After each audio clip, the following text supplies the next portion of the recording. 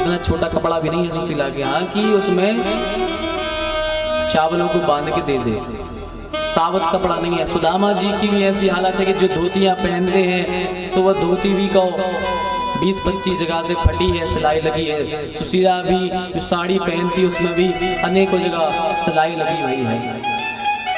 पर सुशीला ने कहा कि भेजना तो है ही इनको। तो सुशीला ने क्या किया कि एक अपनी साड़ी का आधा पल्ला फाड़ा और फाड़ करके उसमें चावल रखे, पोटली बनाई और दे दी। कहा लो नाथ, ये चावल आप ले जाओ। सुदामा जी चलने लगे तो सुशीला ने कहा कि सुनो नाथ, केवल एक काम करना लौटते समय। बोले क्या करना है? बोले जब आप लौट के आओ ना तो ये साड़ी का जो पल्ला है आधा, ये ले आना वापस। सुदामा जी ने कहा क्यों? तो कहा कि नाथ, हमारे यहाँ केवल एक ही साड़ी है, हमारे यहाँ केवल एक ही साड़ी है और वह भी अनेकों जगह से सिलाई लगी हुई है। ऐसी परीक्षा ली ठाकुर जी ने सुदामा जी की।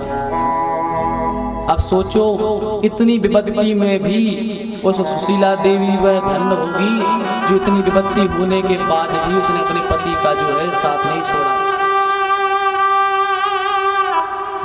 पति का साथ नहीं छोड़ा। पति के सुख में सुख मानती है, पति के दुख में दुख मानती है, पति के संबंध में बढ़िया प्रसन्नता से रहती है। क्योंकि भैया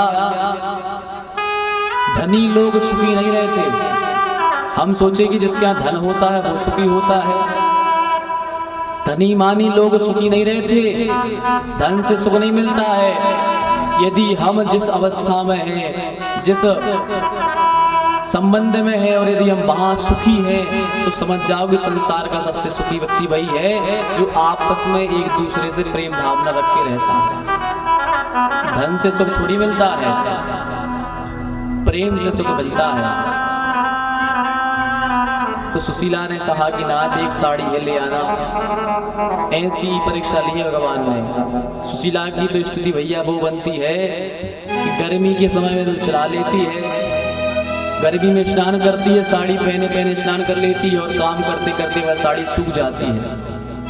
पर बरसात में और ठंड में तो बहुत आफत बन जाती है। वही साड़ी है, वही पहने पहने स्नान करे और ठंड में वही साड़ी पहने पहने अपने काम को करे। तो ठंड में बरसात में तो बड़ी दिक्कत बन जाती है।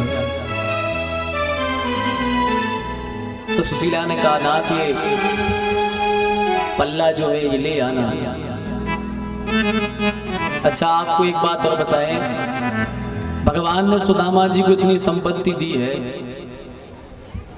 सुदामा जी जब लौट करके आए इतनी संपत्ति दी है तो क्या संपत्ति सुदामा जी के भजन के प्रभाव से भगवान ने दी है? सुदामा जी के भजन के प्रभाव से इतनी संपत्ति दी है भगवान ने? सुदामा जी के भजन के प्रभाव से संपत्ति नहीं मिली। ध्यान से सुन लेना, भजन से कभी संपत्ति नहीं मिलती है। परीक्षित जी ने सुखदेव जी से पूछा कि महाराज ये बताओ, शंकर जी के जो भक्त होते हैं, शंकर जी के भक्त होते हैं उनके यहाँ बहुत धन होता है, बड़े धनी मनी होते हैं जिन जो शंकर जी के भक्त होते हैं। और जो नारायण के भक्त होते हैं वो बिल्कुल बैरागी होते हैं, उनके यहाँ कुछ होता ही नहीं है। जितना होता है भगवान सब छीन लेते हैं। ऐसा क्यों है? ऐसा क्या कारण है कि जो भगवान नारायण की भक्ति करते हैं उनके यहाँ पर हमेशा दुख रहता है, धन नहीं रहता, धन का भाव रहता है। और जो शंकर जी के भक्त हैं उनके यहाँ धन बढ़ता है खूब। ऐसा क्या है? तो सुखदेव जी कहते हैं नहीं नहीं परीक्षित ऐसा नहीं है। शंकर जी जो है वह अवगणदानी है। कोई भी उनसे कुछ मांगने आया, शंकर जी ने जो हाथ में लिए थे वही उठा के दे दिया, लो ले जाओ। वो देखते नहीं है कि आगे पीछे क्या होगा। पर जो नारायण है, यह नारायण अपने भक्तों के धैर्य की परीक्षा लेते हैं, धैर्य की अग्नि में तपाते हैं। जब धैर्य की अग्नि में व्यक्ति तप जाता है उसके बाद में इतना धन देते हैं, इतना धन देते हैं कि उनकी आने वाली पीढ़ी तो ठीक है, मोहल्ले वाले भी धन को खर्च नहीं कर पाते। भगवान इतना धन दे देते हैं। तो सुदामा जी के भजन के प्रभाव से भगवान ने धन नहीं दिया। और संत तो कहते हैं यदि भगवान के भजन के प्रभाव से धन मिलता तो ऐसा भजन छोड़ना ही बंद कर दो। भजन से क्योंकि कभी धन नहीं मिलता है। यदि भजन से धन मिलता हो तो भजन छोड़ दो, भजन की कोई सार्थकता नहीं है। संत महात्मा कहते हैं छोड़ दो, भजन मत करो। फिर बोले सुदामा को इतनी संपत्ति मिली कैसे? तो सुखदेव जी कहते हैं सुदामा को संपत्ति मिली है जब सुदामा जी वह पोटली लेकर के गए हैं और भगवान ने जब उस अपनी भाभी के दुपट्टे को देखा है, साड़ी के पल्ले को देखा है, तो भगवान की आंखें सजल हो गई, भगवान की आंखों से आंसू बहने लगे। और भगवान ने सोचा हो हमारे भक्त के यहाँ तो एक साफ सा टुकड़ा भी नहीं है कि जिसमें वो रख के हमें चावल भेज देता। तो भगवान ने तत्काल कुबेर को आदेश दिया और कहा कुबेर जाओ हमारी भाभी की झोली में इतनी संपत्ति डालना कि कभी कुबेर तुम भी उनके दरवाजे से निकलो तो अपनी आंखें नीची करके निकलो, इतनी संपत्ति दिया हमारी भाभी को। तो सुदामा जी को जो संपत्ति मिली है वह सुशीला के पल्ले को देख करके मिली है। भगवान ने सुदामा के भजन के प्रभाव से संपत्ति नहीं दी है। इसलिए संपत्ति के लिए कभी भगवान का भजन मत करना। भजन यदि करना है तो केवल भगवान को पाने के लिए करना, बाकी संपत्ति के लिए मत करना। क्योंकि संपत्ति, जीवन, मरण ये सब हमारे हाथ में है, भगवान के हाथ में नहीं है। हमारे कर्मों के हाथ में है संपत्ति का आना, संपत्ति का जाना। किसी ने कहा भगवान आप किसी को संपत्ति देते हो? भगवान ने कहा नहीं, मेरे हाथ में नहीं है। नाम देना भगवान के हाथ में नहीं है, अपयश देना भगवान के हाथ में नहीं है, निर्धन बनाना भगवान के हाथ में नहीं है, धन देना भगवान के हाथ में नहीं है। ये सब हमारे कर्मों के हाथ में है। क्योंकि भरत जी से कहते हैं, वशिष्ठ जी क्या कहते हैं, सुनहु भरत भाभी प्रबल बिलख कहो मुनिनाथ, और हानि लाभ जीवन मरण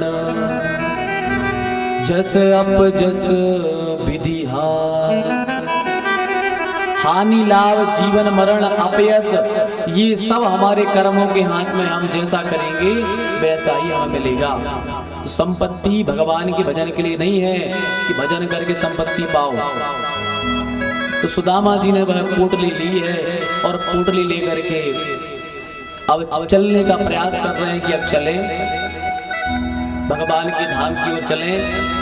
पर सुदामा जी ने मन में सोचा कि भैया जो गुरु होता ना वो परीक्षा लेता है अपने भक्त की कि इसके मन में भगवान को पाने को जा तो रहा है पर इसके मन में ईर्षा रूपी कीड़ा तो नहीं लगा है, कामना रूपी कीड़ा तो नहीं लगा है इसके मन में। ऐसा तो नहीं है कि सुशीला हमें धन के लिए भेज रही हो भगवान के यहाँ की धन मिल जाए बस। तो सुदामा ने सोचा चलो परीक्षा ले लें थोड़ी। यदि ये कह देगी कि धन को जा रहे हैं तो हम बिल्कुल नहीं जाएंगे, प्राण त्याग देंगे, पर द्वारिकाधीश क्या नहीं जाएंगे। तो सुदामा जी परीक्षा ले रहे हैं और कहा देवी तुम्हें पता है? सुशीला ने कहा नाथ बताओ क्या बात है। पता होगा तो हाँ कह देंगे, नहीं होगा तो ना कह देंगे। तो भगवान कहते हैं, सुदामा जी कहते हैं सुशीला वो कृष्ण है ना हमसे छोटा है, हमसे छोटा है और पता है वो हमारा कभी नाम नहीं लेता।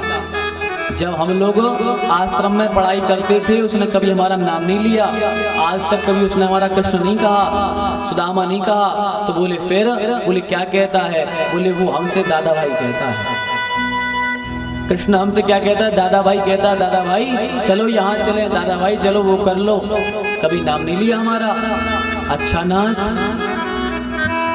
ऐसी बात है? तो सुशीला तुम्हें पता है हम उसके स्वभाव को जानते हैं। जैसे ही हम वहां पहुंचेंगे तो हमसे कहेगा दादा भाई आ गए, हम कहेंगे हाँ आ गए। हमसे पूछेगा दादा भाई शादी हो गई, हम कहेंगे हाँ हो गई। तो वो हमसे कहेगा दादा भाई भाभी ने कुछ भेजा है तो हम ये पोटली निकाल के दे देंगे। पर सुशीला वो इतने पर भी नहीं मानेगा। वो हमसे कहेगा कि दादा भाई भाभी ने कुछ हमारे लिए संदेशा भेजा है, कुछ हमारे लिए संदेशा भेजा है, तो बताओ देवी हम क्या कह देंगे द्वारिकाधीश से? कुछ कहना है आपको, बताओ क्या कहना है, हम कह देंगे जाके।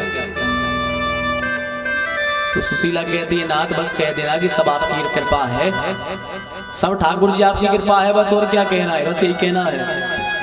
सुदामा जी समझ गए कि अभी मन की बात नहीं निकली है, अभी हृदय की बात नहीं निकली, अभी तो केवल ऊपर ऊपर कह दिया सुशीला ने। अब थोड़े और आगे बढ़े, फिर लौटे, कहा सुशीला बताओ कुछ कहना हो, थोड़ा बहुत यदि कुछ कहना हो तो बताओ कह देंगे। तो सुशीला ने कहा कि नाथ हाँ एक बात पूछनी है भगवान से, बहुत दिन से मन में लगी थी, एक बात पूछाना भगवान से। सुदामा जी को लगा अब कहेगी कि धन ले आना, पर वाह सुशीला, सुशीला बोलो क्या कहती हो? सुशीला कहती है नाथ भगवान से एक चीज पूछाना बस। क्या पूछना है? भगवान से ये पूछना कि भगवान आपने हमारे घर में कौन सा पंचांग बना के भेजा है, हमारे घर का पंचांग क्या अलग बना के भेजा आपने? सुदामा जी ने कहा कैसा देवी?